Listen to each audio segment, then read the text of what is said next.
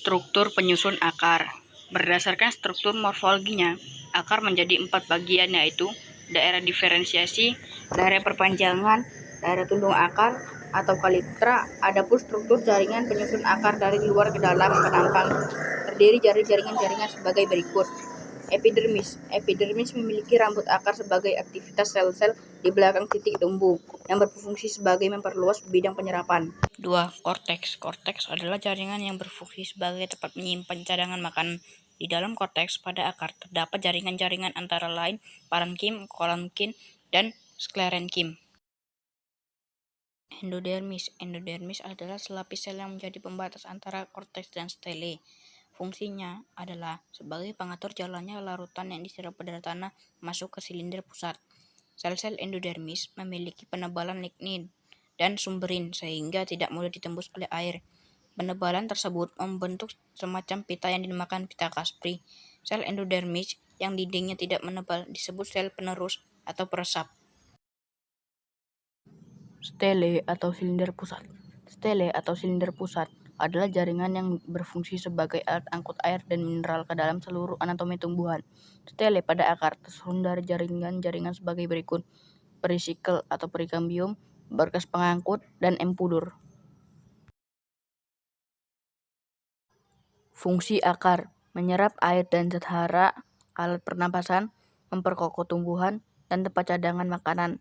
Fungsi daun: tempat terjadinya fotosintesis, penguapan, dan alat pernapasan. Fungsi batang: alat pengangkut, alat penopang, dan tempat cadangan makanan. Struktur jaringan penyusun batang. Struktur anatomi batang terdiri dari jaringan-jaringan penyusun dari luar ke dalam, yaitu sebagai berikut. 1. Epidermis. Epidermis pada batang mengalami pertumbuhan sekunder. Lapisan epidermis digantikan oleh lapisan gabus atau lentisel yang dibentuk dari kambium gabus.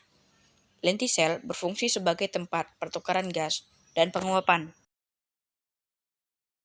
Korteks. Korteks adalah bagian terluar dari batang atau akar tumbuhan yang dibatasi di bagian luar oleh epidermis dan di bagian dalam oleh endodermis. Korteks tersusun dari jaringan kolenkim, makin ke dalam tersusun dari jaringan parenkim. Stele. Stele pada batang terdiri dari pembuluh dan parenkim celah daun, empullur, dan perisikel. Stele atau silinder pusat merupakan bagian batang yang terletak paling dalam, sedangkan lapisan terluar dari silinder pusat disebut perisikel atau perikambium. Stele tersusun dari jaringan-jaringan sebagai berikut: perisikel atau perikambium, berkas pengangkut, dan empullur. Struktur jaringan penyusun daun. Struktur jaringan penyusun pada daun tersusun oleh berbagai macam jaringan, yaitu sebagai berikut: epidermis. Epidermis pada daun, dinding luarnya dilapisi kutikula yang berfungsi mengurangi penguapan air. Letaknya pada permukaan atas maupun bawah daun. Terdapat stomata sebagai jalan keluar masuknya udara.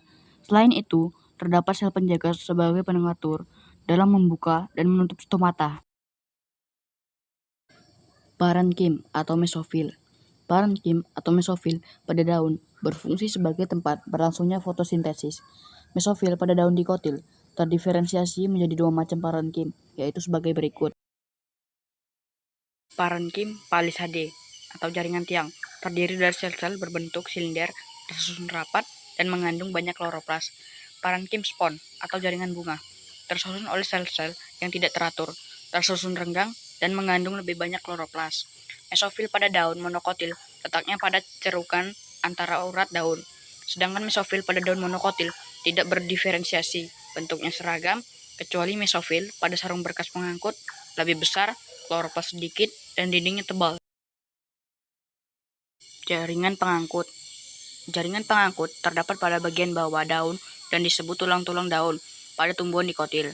Letak jaringan pengangkut pada daun monokotil sejajar subu daun dan dihubungkan oleh berkas pengangkut kecil di antaranya. Sekian video dari saya. Terima kasih telah menonton video ini sampai akhir.